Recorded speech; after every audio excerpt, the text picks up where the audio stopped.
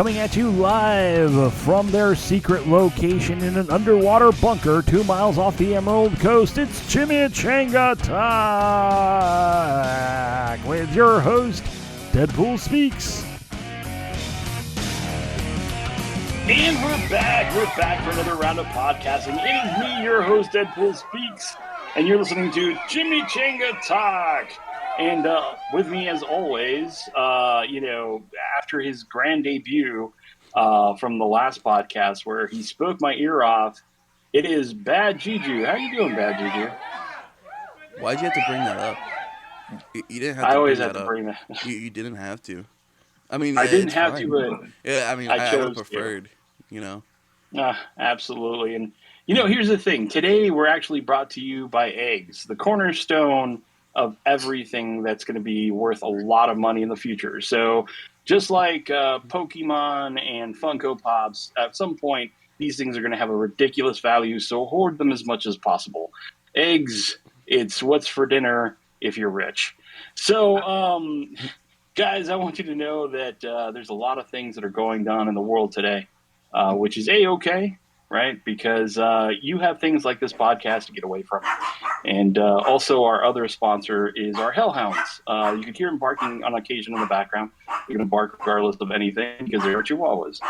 Chihuahuas, native and found in Chihuahua, Mexico, were actually brought by the aristocrats for small dogs as symbols of wealth, believe it or not. That's actually true. Google that. And along with the Gulf of America, you can find a lot of wonderful things on Google. Things that may be factual or not. Yeah.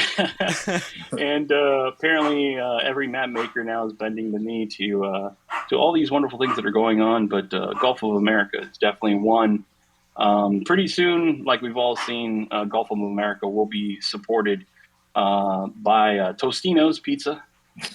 Pizza rolls, and later on we'll go ahead and rename the Great Lakes to other lakes of America, just like little things, and they're all going to be sponsored by the Home Depot, Lowe's, and other home improvement stores. But yeah, exactly. Have a membership, get ready. We're named Chimichanga Talk of America now, just because we are produced in America. And so when you're listening to this podcast, know that this podcast is American made by immigrants. Shh. Okay, so moving on, we do have a wonderful guest here with us today. A man, who's... Now. Yeah, I know. I'm gonna let you introduce him, but and they are too. Do you hear them? They're upset with you. It's the thing is our last guest, our not last guest, our current guest, he is actually a massive 7'8", largest man standing in the comic book business today. But go ahead and sorry, there is a loud beeping coming from somewhere. Anyways, let's get this introduction out of the road. Now, today we get taken by ice. What's going on? Just one thing they're listening. We have a sonar array going off somewhere in here. I can hear it, but it'll go away eventually, probably. Anyways, today we have the founder and writer for Flatline Comics, bringing you stuff like Vicious Circus, Last Ride for the Four Horsemen, and many more. I don't have the whole list. I can't fit them on one little postcard. Please welcome Kevin LaPorte. Hey guys, thanks for having me. Good to see you guys again. Oh, fantastic! Kevin, it's been a long time. It's been about 5 to 6 years. Definitely before the pandemic shut down all the cons. Yeah. We were part of the con family. We would see each other everywhere, and you would continuously be growing taller and taller. I'm that's 54, the way you can... so I'll be finishing up puberty here soon, and about I'm 8.5 foot tall. So. No, it's true. It's like if you ever get the chance to see Kevin at some of the many conventions he goes to, which you definitely need to. He's always has this like kind of very stern look on his face as he stands forebodingly over everybody else in the crowd, and he can't be you can't mistake him from anything else. But you mentioned you've been in the comic industry for how long now? In the shadows and fringes of the comic industry since about 2010. Yeah. 2010. Okay. Yeah. And 15 years. So, Juju, Yeah. I know that you had a question for him about like how I got into comics. Oh, See, yeah. I even said it for him. No, I want to ask, what was one of your kind of inspiration comics? What did you read to the point that you're like, yeah, this is what I want to do. I want to do this. There are a few. I mean, my bread and butter's Uncanny X-Men, the Chris Claremont glory days, early mid '80s. I love those books, and they caused me to discover Watchmen, for example, just because I was in the comic shop and I found Watchmen, which is to this day, in my opinion, the gold standard for what you can do with comics. I found another comic of Pat Mills and Kevin O'Neill called Martial Law, which has a lot of messages for today's society. Yeah. What doesn't?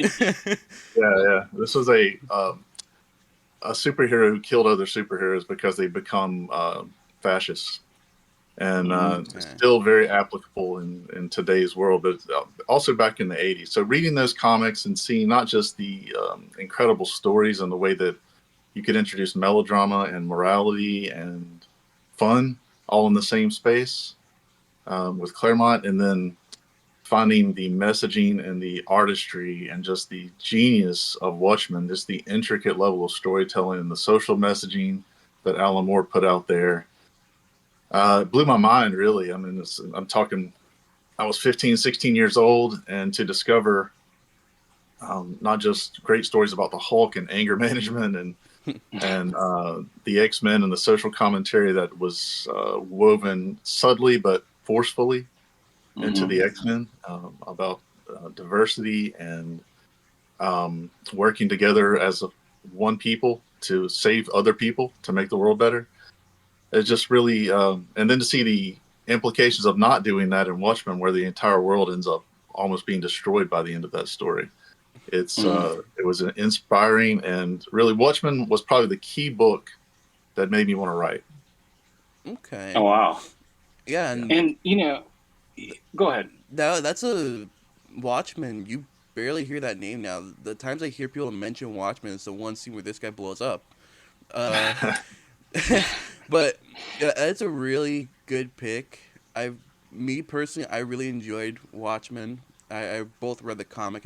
I saw the movie. It was an amazing. I guess you could say franchise. You could say that. You could put it under that, and I think it's really good that. It's nice to hear that does inspire still, despite not holding up still to this day. Besides a few people who still do enjoy it. Well, I'll tell you, DC and Warner Brothers last summer, they kept it a secret for some reason, but they put out an animated version of Watchmen in 2024. Really? And it's really good. It's really true to the comics. And I enjoyed the movie, but even more so than the movie, it's true to the comics. It's about 4.5, 5 hours long. In 2 parts, and I highly recommend it if you've watched Watchmen or read Watchmen and enjoyed it. It's a different sort of take on it, but it's very true to the comics. I don't know why they didn't market it more, because I'm sure they put millions of dollars into it, but it's out there. It's on not Cinemax. That's really old. Max, just Max. yeah, I know. I'm going back to the '90s on that one too. Yeah, there you go. Oh no, that absolutely, when it dropped, I was just like, what is this?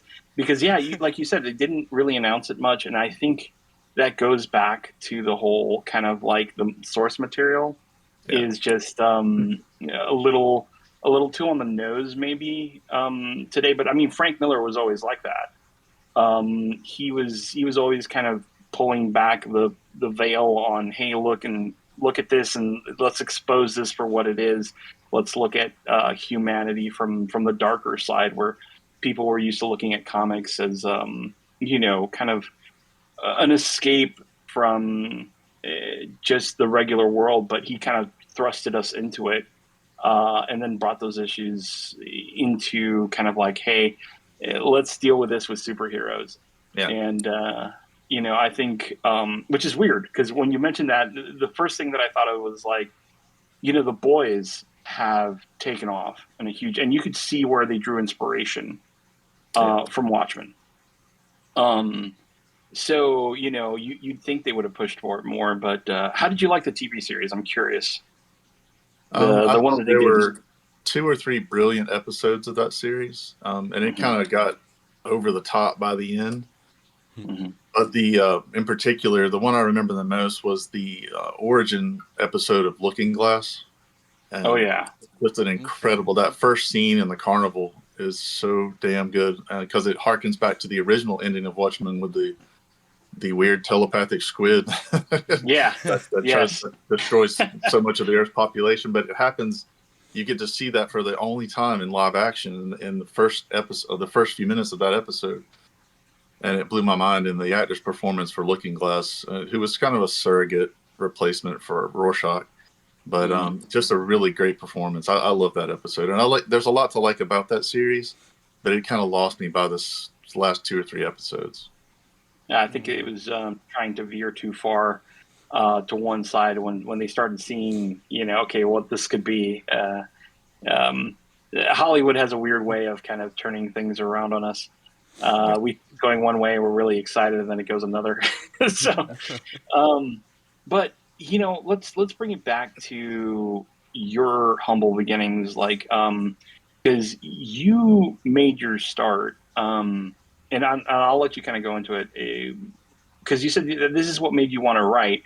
But let's talk a little bit about clowns. Okay. Um, Um, Go ahead.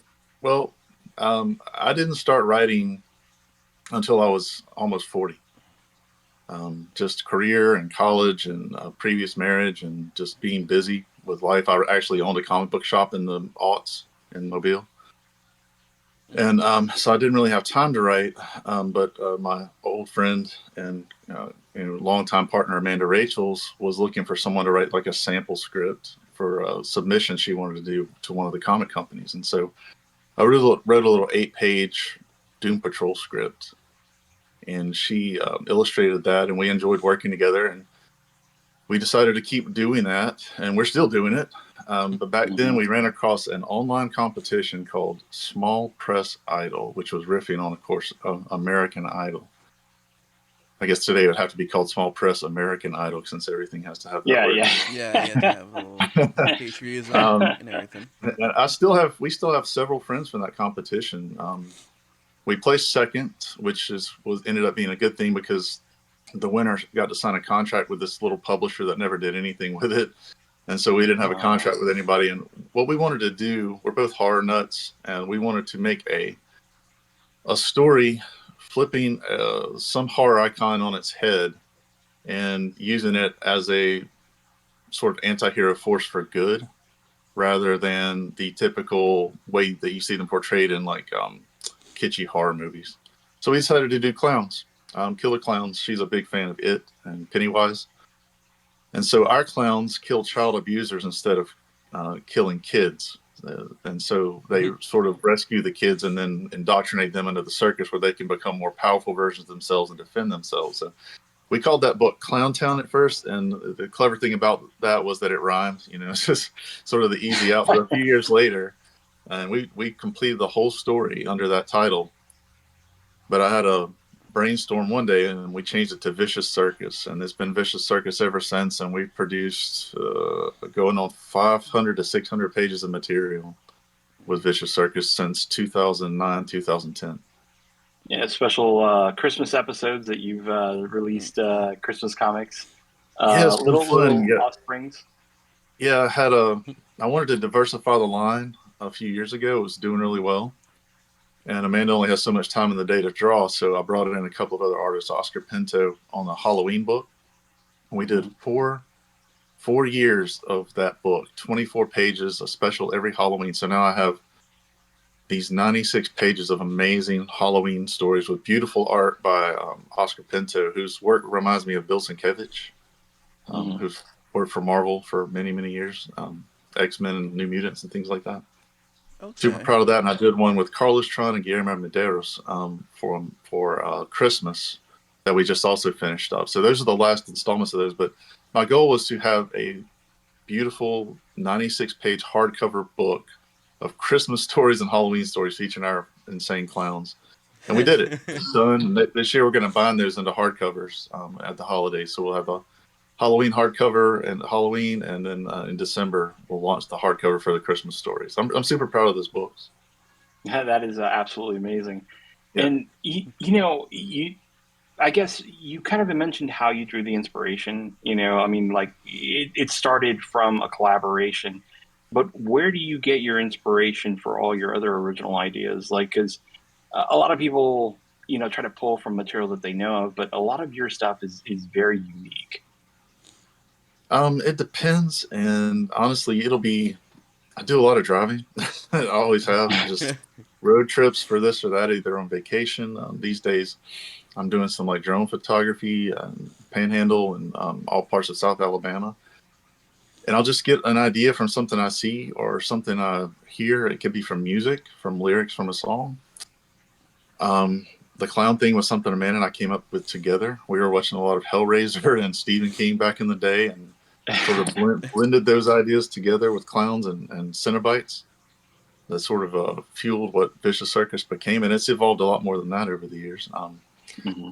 The last ride of the Four Horsemen, I just wanted to do a western featuring the the motif, the tropes of the Four Horsemen of the Apocalypse. And I got together with a local artist named Nathan Smith, who sadly passed away a few years ago.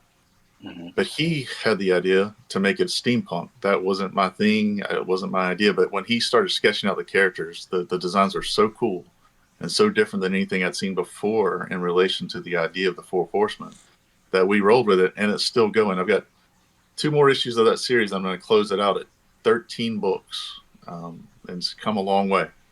Yeah, because I just got my PDF copy and I finished reading it, and it ends on a nice little cliffhanger, which I was like, when you're kind of used to reading the comics, sometimes you get like the ads at the end, and you're like, okay, well the story's over, and then I was like, okay, there's got to be something wrong here. It doesn't scroll down any further. It's like, but then again, that's what makes a really good story is leave them wanting more, right? Absolutely. And with the way that we're able to serialize things through Kickstarter, we're able to do that and leave some suspense and leave people interested in what's coming next. But yeah, it's tough to say where the ideas come from. They're all sort of different. And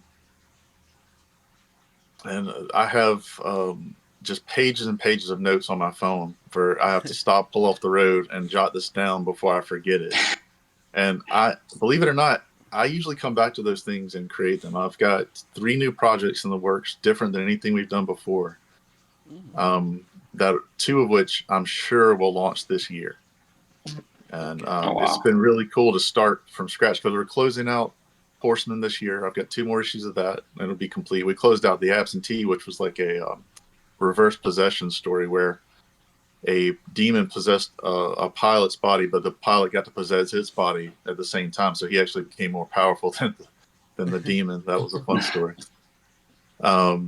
So they come from all over the place. And it also will depend on the artist I'm working with because they'll give a lot of input on the story and it'll evolve like the steampunk aspect for Last Ride. And of course, Amanda, if you're familiar with Vicious Circus, one of the clowns has a hat that has a giant mouth that lives inside it that eats the abusers. And Hmm. that was 1,000% Amanda's idea. I It's that meshing of that mind meld that you get with artists who change the story and make it better. That's a big part of where some of the ideas come from. And I'm a an old '80s. I wasn't a mall goth, but in my brain I was. And so if you read a lot of my stuff, it has that dark sensibility. I listen to a lot of Bauhaus and The Cure over the decades. Also influences a lot of that. So basically, whenever we're looking at South Park and we see the little goth kid standing in the back of the alley, that was you. I wanted to be that kid. That's what I aspired to, but I Yeah. never did it. I think that's worse. uh I'm glad to hear that other people have that issue when sometimes you'd be doing something and then suddenly you have that idea kind of pop into your head. You're like, oh god, I just have to stop everything, jolt it down. I have that a lot, so it is. Uh, it's always amazing to talk to people who write and all that because I had that same issue where I'd spend like an hour writing for Oh nothing. yeah, it's important to do because in my experience, just with me, I have a really good memory. But if I don't write that creative idea down, if I don't get the details down that spawned right there in the moment, I'm going to lose it. And I'm going to be pissed about it later. I'm going to be very disappointed, very angry with myself that I lost what I thought was the germ of something that could be really cool. Yeah, I have those issues, or it's either that or I talk about it to many people Mm-hmm. for days, and they're like, "So have you written this down?" No, not yet, but I'm gonna write it soon. Yeah, I know. I get onto him about that. Like, I actually bought him a journal because I was like, you got to keep this. And he was good about it. He was good about, walking around with his journal, kind of like, because I guess he liked to actually write the thing down better than kind of just putting it in notes or on his phone. What about you? Like, do you have like a little notebook, or is it all like digital for you nowadays?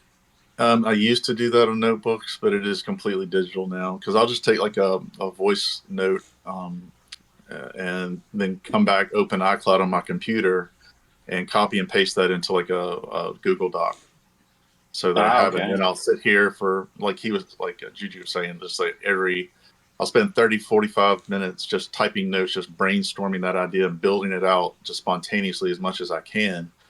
Um, to me, that's where some of the most creative ideas come from. If I'm just letting loose on that idea and um, letting my fingers fly across the keyboard with whatever comes to mind about it, and then I can narrow it down and reel it in later. But the bigger the ideas, the better in the moment that I'm first working on that, and it just becomes something more interesting than trying to rigidly outline.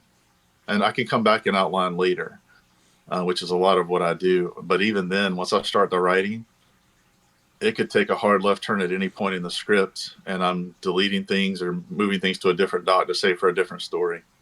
It's just, but that spontaneity to me is the spark that makes things special instead of rote, if that makes sense.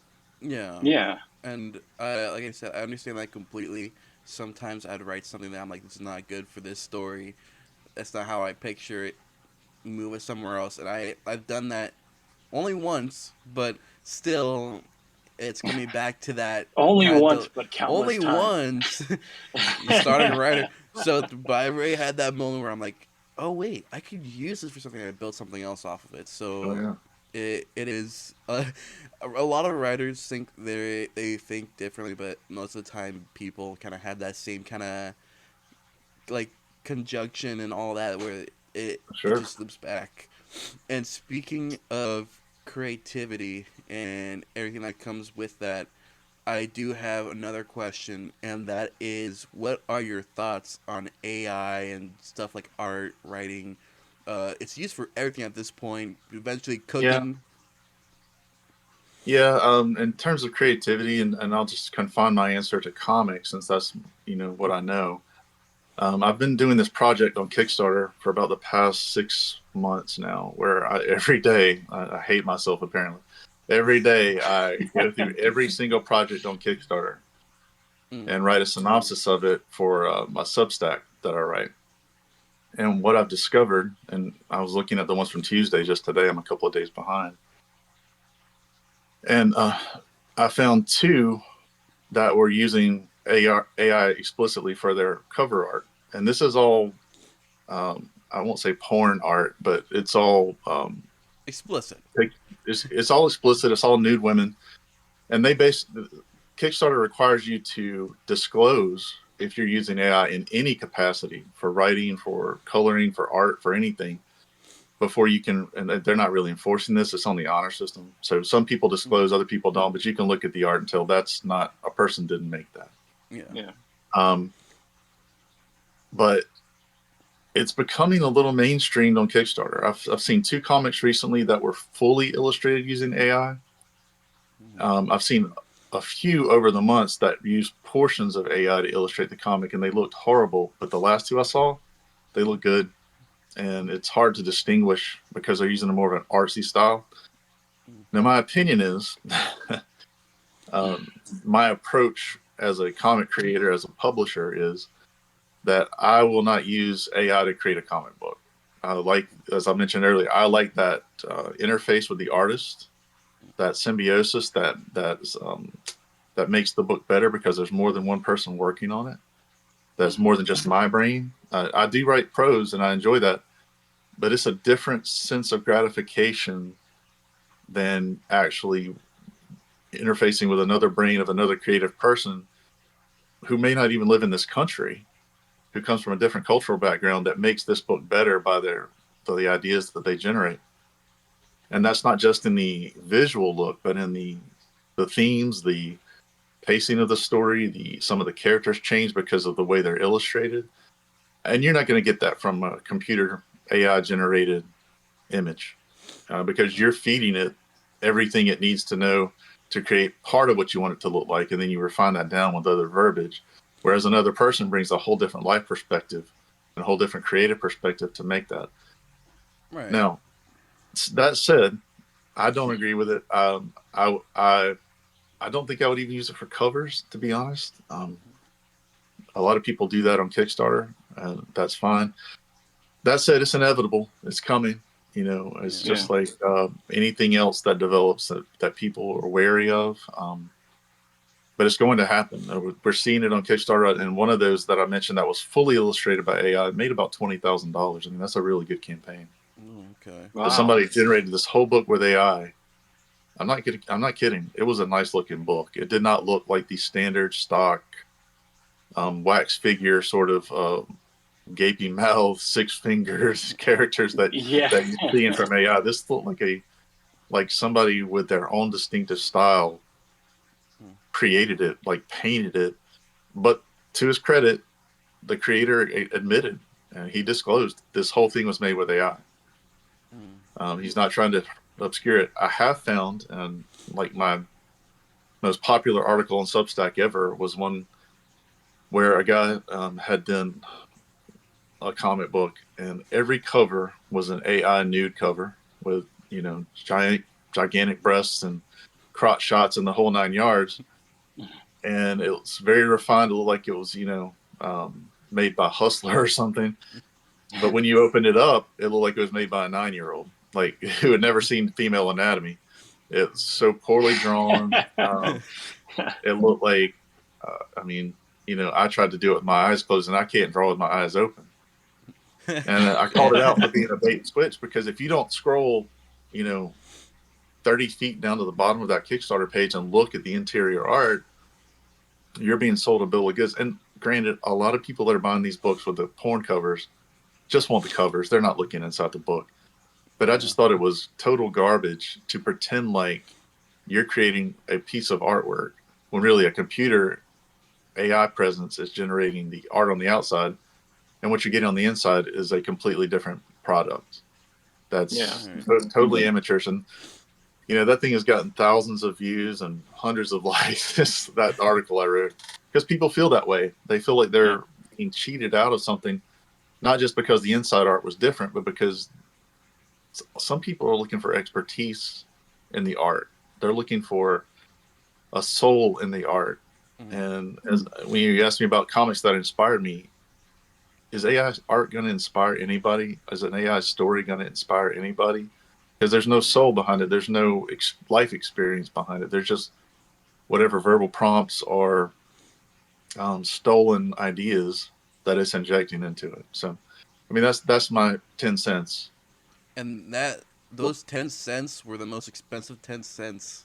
Because that was beautifully put, and I do agree that a lot of things, art, writing, anything, what makes it beautiful is the feeling that comes from it. I've met a few writers, and they've all told me one of the most important things is putting a bit of yourself in that writing, because then other people can feel like this is human, this is real, Yeah. and still keep them immersed in a world. So I do agree, and I think you put it perfectly on how it's inevitable. It's going to happen. A lot of Yeah. people do use AI Yeah. in Like modern day. Yeah. I admit it. I do use AI like to the little clip things for Chimichanga Talk.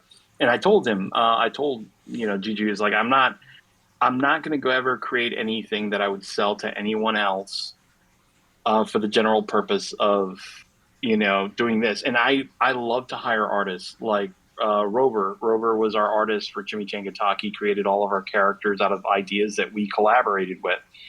And I still kind of hold him to that if I can reach out to him. And he has a really, really busy schedule, and I haven't been able to find another artist that I really enjoy Yeah.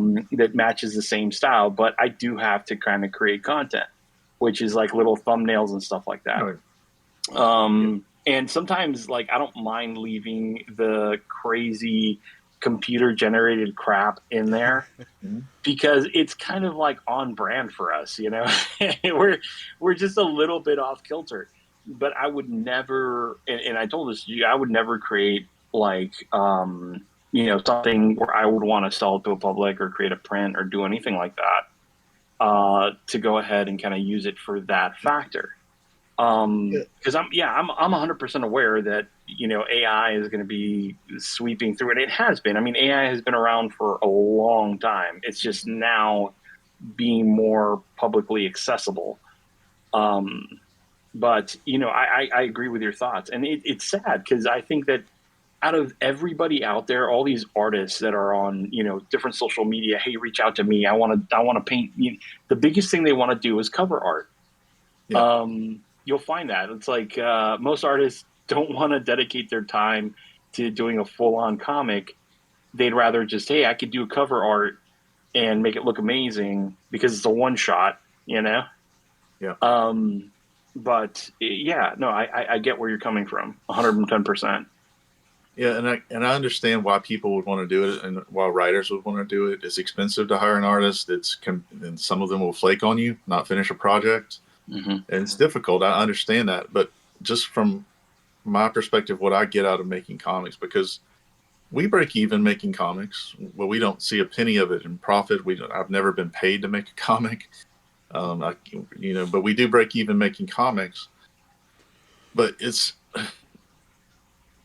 I'm still going to find somebody to pay to do that, because to me, what I get out of it is the gratification of the creation.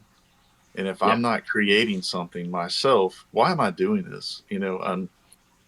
I could sell out and try to make something that I thought would make the most money on Kickstarter, but I'm not going to be enjoying that.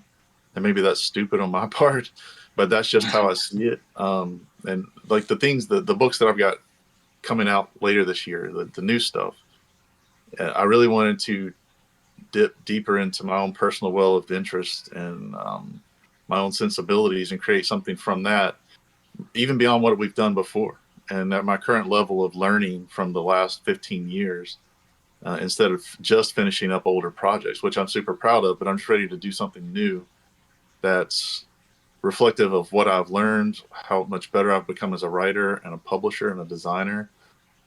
And I can only do that with better artists, who have also grown over those same years. I mean, and I have something in the works.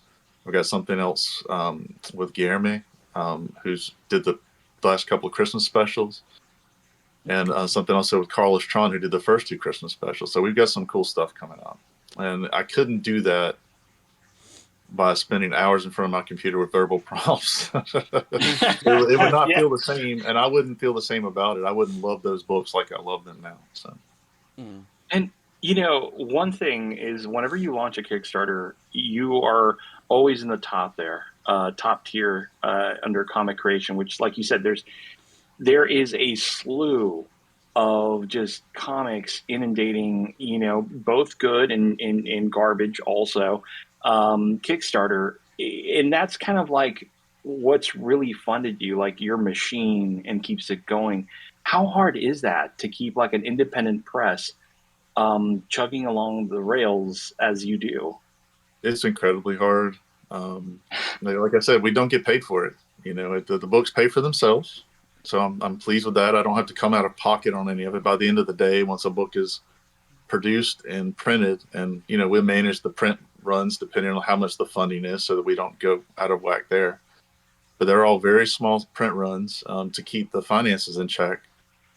But I can tell you, we haven't done conventions nearly as much in the past few years just because they're more expensive. We're thankful for the conventions in Tallahassee and Huntsville for having us every year, pro bono.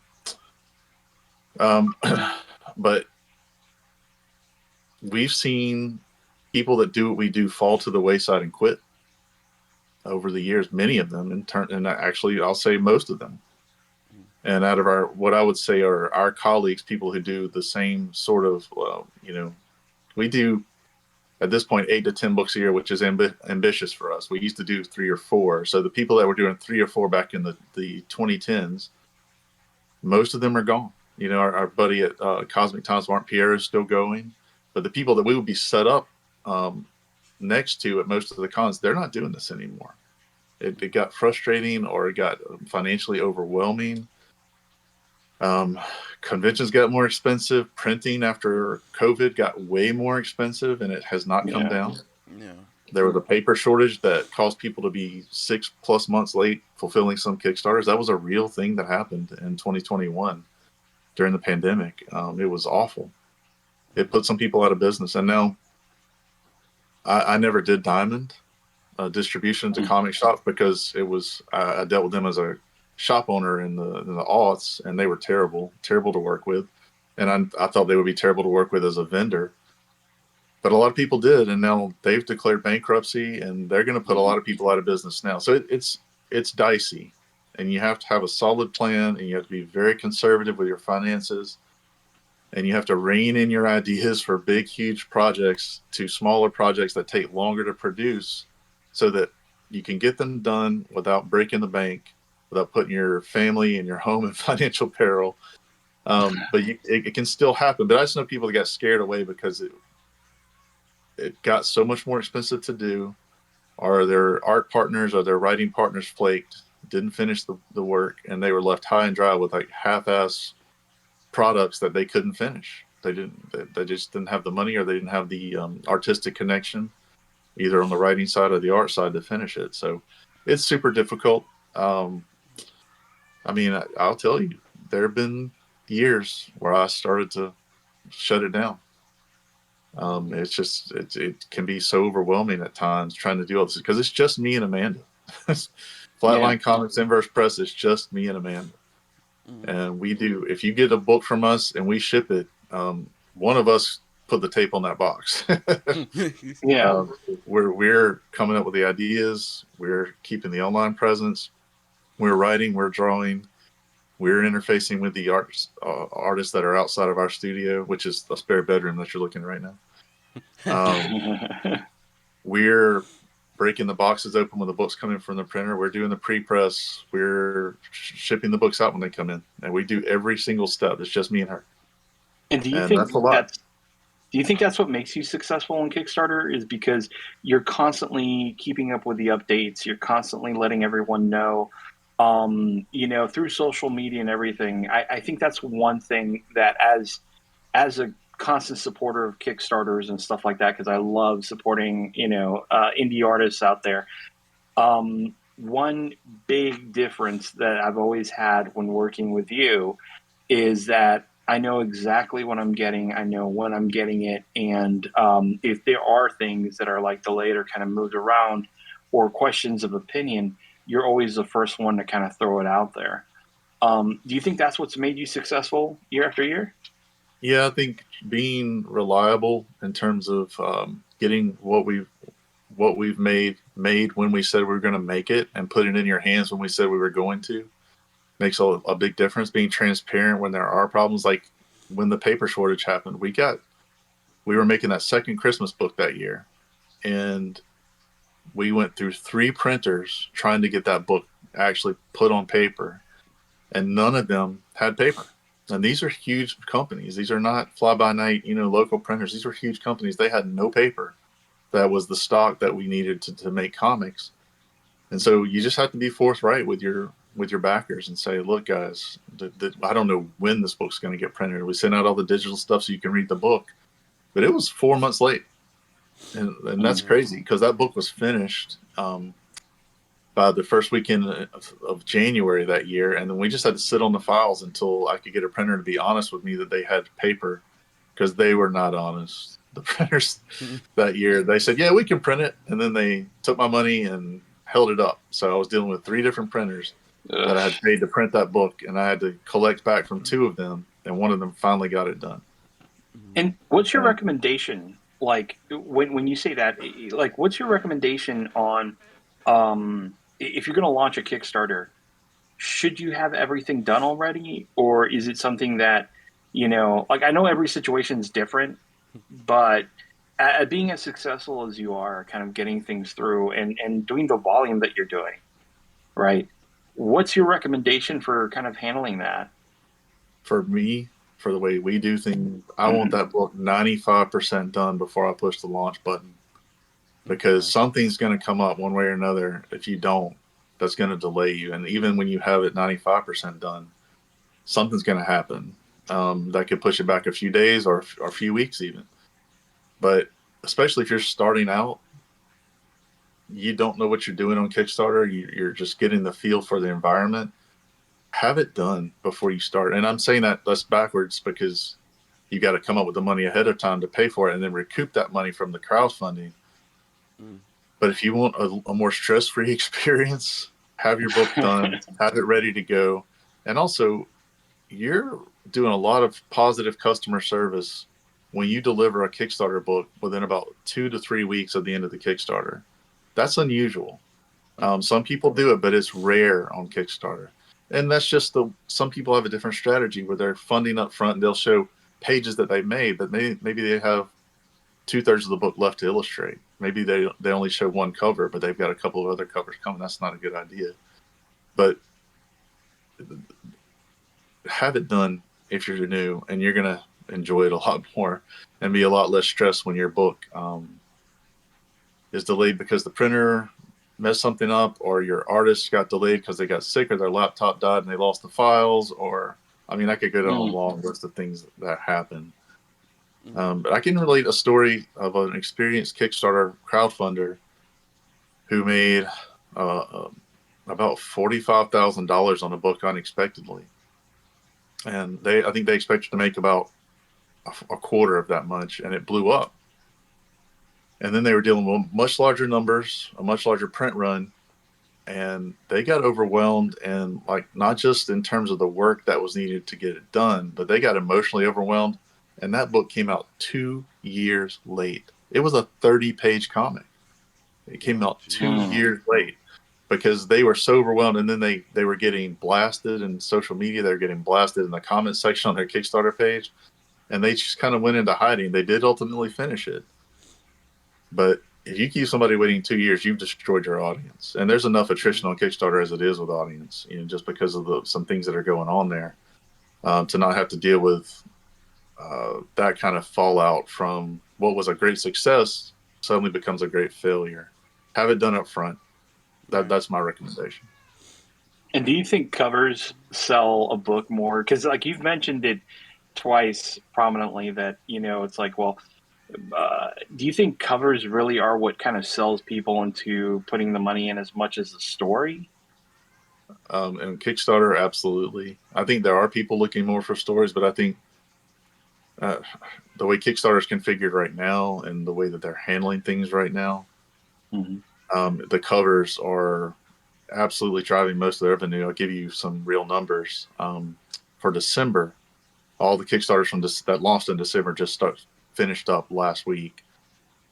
And so for December, adult comics with nude covers, which I put in a separate category in my analysis, accounted for 47% of all crowdfunding dollars in the Kickstarter comics category for that month. That's over 500. It's almost $520,000 in December, which is the slowest month of the year for Kickstarter. And it drove almost half the money that came through that category just because of covers. That's all covers. Now, some of those have decent stories in there too, but about I would guess 5 out of 6 don't.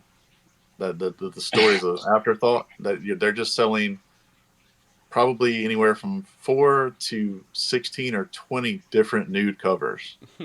And that's driving all that money because they'll sell you the regular cover for $20 for a 20-page comic, which is expensive, not really crazy expensive for Kickstarter. But then they'll sell you a half-dressed version of the same character on the cover for $40, and then they'll sell you a fully nude version of the same character on the same cover for $60. And people are buying all of them across the spectrum. So they might be buying 3 versions of the same cover across 10 covers. That's 30 covers. And when you do the math, I mean, you're talking hundreds of dollars, and they're dropping that money because you can see from $520,000 in just December alone. Yeah. So basically, sell to perverts. Yeah, I mean, I say that popular. jokingly. You can send the hate mail to me. Yeah. No, but it's true. More and more than anything else. I mean, sex sells. It's a factor everywhere, from movies to comics to music. To drinks now. It is just the subject matter that is guaranteed to sell. Right. It's just interesting that I didn't realize that it was that dominant of a Well, thing, of a factor to make a success. nobody has crunched those numbers before I did it. I looked everywhere to see if that was out there, and that's why I started the Substack, was to kind of dig into not just the not safe for work books or the nude books, but just what's happening on Kickstarter, and to kind of spotlight the real comics on Kickstarter, because there's some amazing comics on Kickstarter that nobody sees because they're buried in a sea of 300 plus books that are on there at a time, a lot of which are either just like the not safe for work books that don't care about story, or a lot of which are novice level books that don't compare. And there's nothing wrong with that. It's just a fact. But they're buried in there. And so I wanted to tease out the real books. And some of those are some of the not safe for work books. There's some amazing books on there. Pat Shan and his group, they make beautifully illustrated, thoughtfully crafted stories, but they are sex driven stories. That's fine. But they're making real comics regardless. Not everybody's doing that. Most people aren't doing that. Yeah. But there's good stuff on there no matter what you're looking for.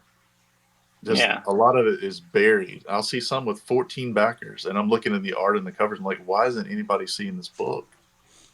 It's such a cool story concept. I've seen 2 or 3 this week. That's just kind of heartbreaking to see. They're not going to fund. They're not going to get printed, and you're going to have a creator whose soul is crushed because they gave their all to this story, paid somebody a ton of money to illustrate it, and it's just going to be in their garage. And that's sad, because it's like we talked about independent film and independent horror stories on the last podcast, and we mentioned how easy it was to kind of go out there and make your own film and distribute it through YouTube and stuff like that. What's your advice for like upcoming people that want to go ahead and get their comics out to the world? And let's say they don't have a successful Kickstarter. What's your advice to them about getting their art out into the world? Well, it's really difficult, especially with Diamond collapsing. They were the only major distributor that would carry independent comics. The ones that are left, they don't care. And I'm not saying that Diamond really cared, but they would at least carry the books and get them into local comic shops. Now that that's probably gone, if you haven't crowdfunded before, and it's difficult. Like, we see a lot of attrition. We've seen a lot of attrition in our readers, and we're very on time and reliable, and we put out consistent content. You need to get some training, get some mentoring. I would suggest Tyler James Comics Launch Program on the internet to learn how to get the word out about your book, because crowdfunding is going to be the main way to do it, not just through Kickstarter, but maybe Patreon, maybe also because we have a little Patreon presence for Vicious Circus, that little community that does great things for us. And you can even do it on Substack now. You can have a paid Substack and release your comic a page at a time through Substack, and people pay $5 a month to support you, and that's a really good way to build audience. Some people print their or publish their comics through Instagram. I don't recommend that, but some people do it a page at a time on Instagram, and you can go through and read it one page at a time across the rows. But social media is going to be your main outlet. You can go through Amazon, but it's a mess. That's a slippery slope. It is. There's so much there already, but also they're constantly changing their rules, and you'll find that your book was delisted. They didn't notify you. You don't know how long it's been delisted. There's been no sales. Yeah, it's rough waters. To me, my philosophy is if I can make my books break even, get them into the hands of people that are interested, sell a few at a con a few times a year, sell a few through digital outlets. Amazon is one. Looking into some others, then I have to be content with that. I am risk averse when it comes to the money associated with comics. I've seen too many people spend themselves into dark places and never be able to make a comic again on top of it to take those risks myself. I'd rather be totally indie and kind of niche, very niche, than to put what I do at risk or to put any of my other standard finances at risk. So be careful. You can still get your comic out there and still be careful. Now, where can we find you, Kevin? Basically, I know that you mentioned your Substack, but where else can we find all your work? Tell us about Inverse Press. We have a website, flatlinecomics.com or inversepress.com. Go to the same website. And all of our current material is there. Anything that we have in stock is there. And we've recently been collecting, we collected Vicious Circus into an omnibus last year. We collected The Absentee into an omnibus last year. I'll be doing the same thing with Last Ride of the Four Horsemen in 26. But so all of our material is available through that site in print. And we have it digitally as well through Comixology on Amazon. So anything we have is also available there. And you can find us in the usual places under Flatline Comics on Instagram, Flatline_Comics, or on Facebook, Flatline Comics. But I do most of my non-comic writing on Substack these days. I'm publishing 3-4 times a week. So it's kevinlaporte.substack.com or thecomicscrowd.substack.com. That's fantastic. And, we have this little game that we play, right? You were kind of privy to this, so we kind of changed things up a little bit, right? It's Chimichanga Talk 2.0, so it's called the Who the How, right? The Who the How basically takes something that you know, or something in your wheelhouse, and then shows you how little you know about it. So, we're going to go ahead and do you mind having fun with us today? Sure, let's try. All right, fantastic. So, like you said, you got your start with a little inspiration about killer clowns, right? Which clowns have kind of fascinated and shocked the world many, many times. So, I'm going to ask you some questions about clowns. Let's go. All right, fantastic. So, for the first question, and this is kind of more of a give me a date question, right? What year was the year of the Great Clown Scare? Now, this was very recent, believe it or not. I remember this. Okay. I think I remember I'm going to go... it was before COVID. I'm going to go 2018. Oh, so close. It was 2016. 2016, the year of the Great Clown Scare. Yeah, that's when a whole bunch of clowns got loose from the clown asylum, wound up wandering into forests, being part of drone videos and God knows what else. You remember that? It was just a bunch of juggalos. We all know it was juggalos. Yeah, there you go. Well, I mean, they are a dedicated bunch. Now, basically the word clown has been around for a long time. Actually, I think it was, let's see, when was the first documented appearance of the word clown? Do you know?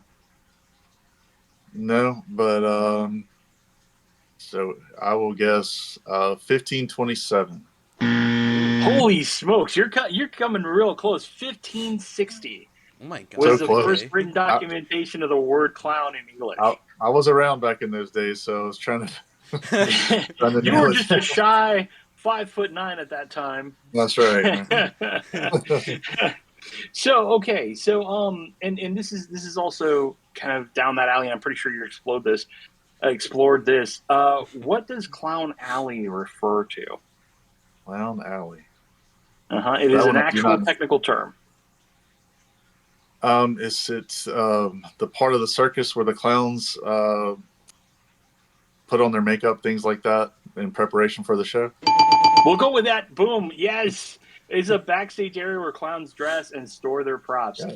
Absolutely amazing. That was powered by AI, by the way. No, I'm just kidding. Now, so there's something called a carpet clown, right? What is a carpet clown? Carpet clown.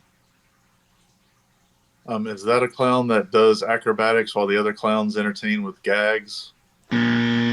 Actually, no. I mean, that would be a good guess. No, a carpet clown actually works for Stanley Steamer. No, it is a clown who starts their act from the audience. So basically, they start from up top and kind of move into. So basically, they start with the crowd interaction. Man, that was going to be a tongue twister right there. Crowd interaction. Like the Shield used to do when they come in as WWE. They come in from the crowd. From the crowd, exactly. They were carpet clowns. Now it's a fun fact. You can use that now whenever you're kind of watching and you see Zeth or one of these old wrestlers who are no longer part of the Shield just coming in. It's like, oh, that used to be a carpet clown. And everybody will look at you and be like, yeah. I don't think you'd make it out of the stadium if you call him that. He's a corporate clown now. Yeah. Now, I'm going to have one more question for you. And this one maybe is like super easy because I had to make the last one at least, so that way you could walk out of here with absolute confidence, but you always do. Walking around, 7'1" like you are. What is a boss clown? A boss clown? Mm-hmm. These are all technical terms. I promise you they are not made up. These are actual, factual technical terms. I don't know. Not even a guess? Would that be like a wrangler that that keeps the clowns in like where they're supposed to be when they're supposed to be there? That works because actually, the boss clown is a clown who leads the other clowns. So basically, he is the one who kind of keeps the three-ring circus. Yeah, and I mean, you'd figure like if you've seen a great movie like Killer Clowns from Outer Space, the boss clown would be the puppet clown that came in at the end and kind of just dropped down. That would be the boss clown. Now, do you know what the fear of clowns is called, by the way? There you go. I knew you would know that. He writes horror clown comics. He has to know that. He has to know that. That's in there. We visited the down in Tampa St. Pete area. There's the Ringling Brothers and Barnum and Bailey Museum. Sarasota. Yeah. And I'm going to tell you, if you ever have a chance to go there, it will blow your mind. It is so cool, so much better than it sounds like. And I highly recommend it for anybody that just is in the area. But if you have a particular interest in the history of the circus or the history of clowns or anything like that, it is such a cool experience. I really love going there. I definitely. Or even I learned a lot of that from being there. Italian art also, because it was actually because the grounds itself are part of the estate of one of the Ringling Brothers. Which also makes it like a clown college and Ringling Museum, but they also have beautiful art and amazing architecture in the home. I don't know if you got to see that part. I didn't. Yeah, you should. It is absolutely gorgeous. They have like a big old like marble statues there as well at that part of the home. Yeah, you went straight for the clowns. Of course you would. You skipped all the artsy stuff. That miniature they have of the fully realized circus, I probably spent 2 hours staring at that thing, walking through that display. I love that so much. Such an interesting. Oh yeah, no, it looks like what you would expect, like a flea circus back in the day. Like how they have everything set up, and it is intricate and absolutely beautiful. I agree. But no, Kevin, thank you so much, for spending some time with us. I know that your time is precious, but I think that you gave a lot of valuable insight as to, because there's a lot of people who hope to become, comic writers, next generation coming through.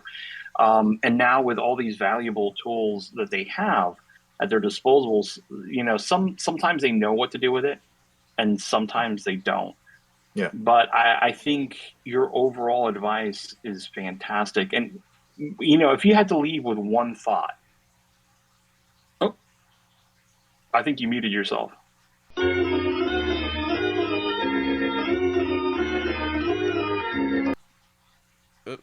on, old guy. There you go. How about now? There you go. Okay. So I didn't even touch anything. I don't know what happened. So, if you had to leave us with one final thought, just like a kind of an inspirational word for, comic book writers out there, or just comic creators that want to go on the indie circuit and just kind of put their art out there, what would be the one kind of line that you would leave them with? Definitely do it.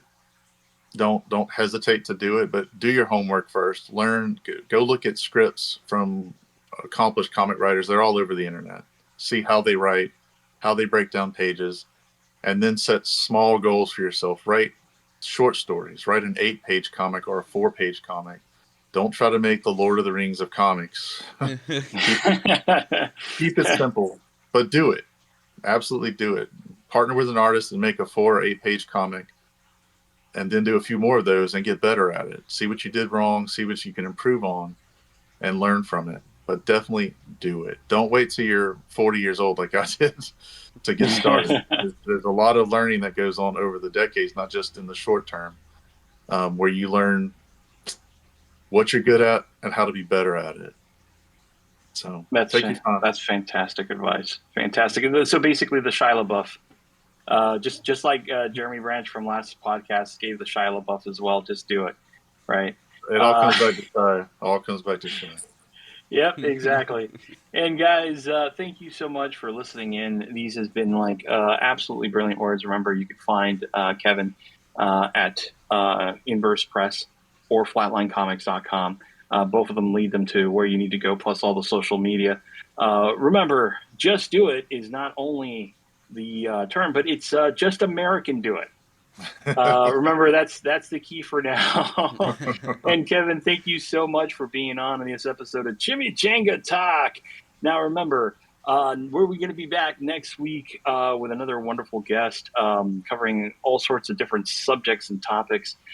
Stay tuned for Juju talking your ear off yet once again. Juju, do you have any last words? Oh, me? I have last words? Check out Vicious Circus. I've read a little bit of it. It is amazing. So please, and remember, check it out. Release your inner goth. Or clown. But yeah, exactly. And definitely enjoy it. But as for us here at Chimichanga Talk, thank you so much for listening. My name is Deadpool Speaks, and that was Bad Juju and Kevin LaPorte. And we're out.